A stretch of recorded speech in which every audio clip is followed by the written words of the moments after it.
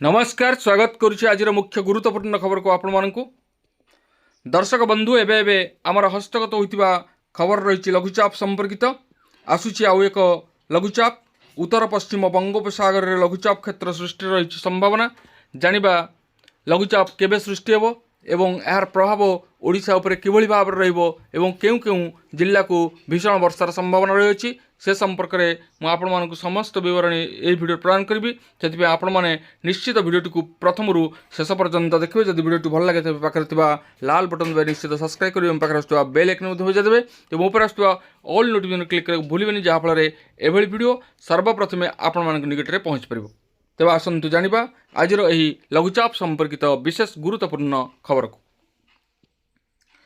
आसुची आउ एक लघुचाप आसंता सप्ताह रे उत्तर पश्चिम बंगोपसागर रे एक लघुचाप क्षेत्र सृष्टि होबार संभावना रही जार प्रभाव रे आसंता सप्ताह रे शेष किंबा परवर्ती सप्ताह रे आंध्र प्रदेश ओडिशा एवं पश्चिम बंग रे वर्षा होई पारे एने पूर्वानुमान करिछि अंतर्जातीय पाणीपाग विज्ञानी जैसन निकल्स।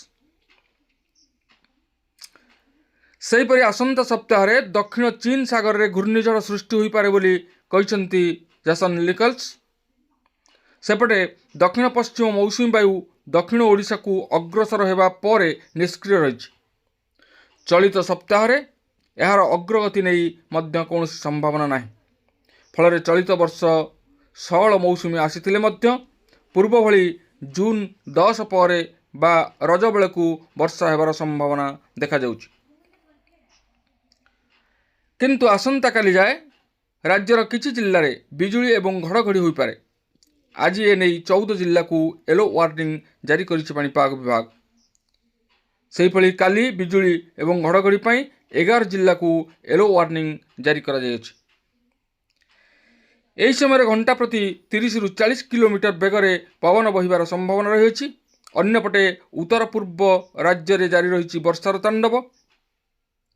आज दिल्ली रे वर्षा सह घड़घड़ी हो पारे सेहीपरि आसाम एवं मेघालय रे प्रबल वर्षा पई ऑरेंज अलर्ट जारी करिछि पाणीपाग विभाग। पुणी आज कालबैशाखी 11 जिला को येलो वार्निंग जारी करिछि पाणीपाग विभाग। गोटे पटे हीट वेव अन्य पटे कालबैशाखी आज पुणी तांडव रचिब कालबैशाखी दिन में कलबल करिब ताती आउ अपराह्न तांडव रचिब कालबैशाखी तेणु 11 जिला को कालबैशाखी नहीं येलो वार्निंग जारी करिछि पाणीपाग विभाग। किछि स्थान में बिजुली घड़घड़ी सह वर्षा होगा नहीं आकलन कर भुवनेश्वर आंचलिक पाणीपाग केन्द्र। कालबैशाखीर प्रभाव पड़ाकू 11टी जिला को येलो वार्निंग जारी करा जायछि।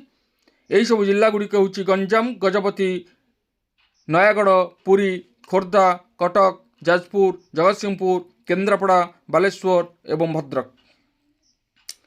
एही सब जिले में घंटा प्रति पवन बेग 30 रु 40 किलोमीटर बेगरे बहिबार आकलन करिछि पाणीपाग विभाग। सेपटे हीट वेव मध्य पुरी रे अधिक प्रभाव करिबो बोली कहिछि पाणीपाग विभाग। तेबे ए थिला आजिर पाणीपाग संपर्कित बा लघुचाप संपर्कित एक विशेष गुरुत्वपूर्ण सूचना। आज एतिकी पुणी देखा आगामी भिडियो रे। रहुछि धन्यवाद नमस्कार।